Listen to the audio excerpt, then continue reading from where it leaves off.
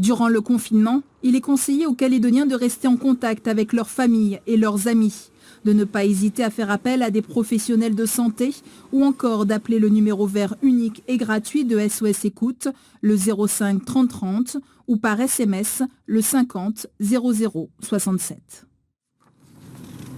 Place à la rubrique On vous répond avec consacré ce soir à l'épidémie et ses conséquences économiques et psychologiques. Et nous recevons la présidente de l'association APESA pour l'aide psychologique pour les entrepreneurs en souffrance aiguë.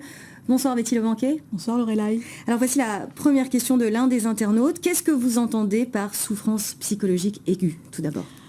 Eh bien, c'est la crise suicidaire en fait. C'est le risque de crise suicidaire. Donc c'est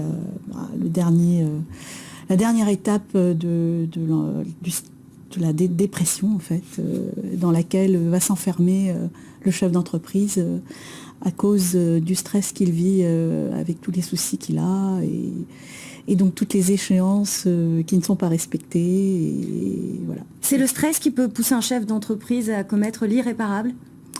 C'est la bulle dans laquelle il s'enferme à cause des soucis qu'il a, parce que en général ils sont en procédure collective. Ce qu'on appelle la procédure collective, c'est quand ils sont en redressement judiciaire ou en liquidation judiciaire au tribunal mixte de commerce.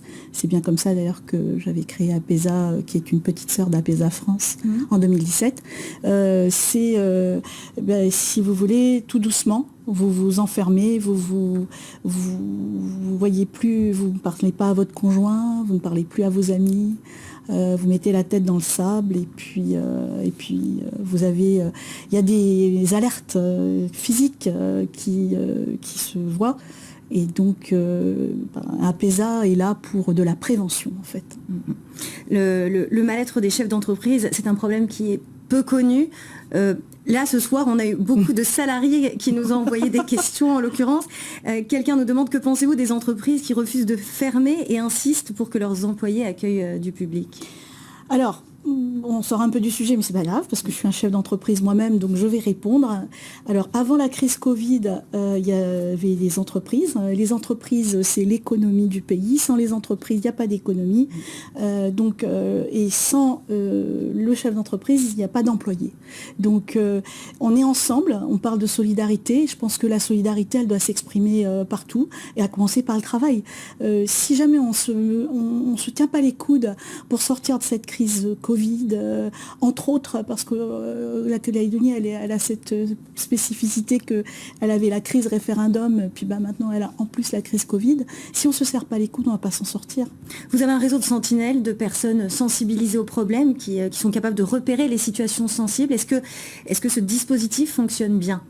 Alors, on ne va pas faire de l'autosatisfaction, mais enfin, quand même, depuis 2017, on a suivi près de 70 personnes sur 3 ans, à peu près 20 personnes par an.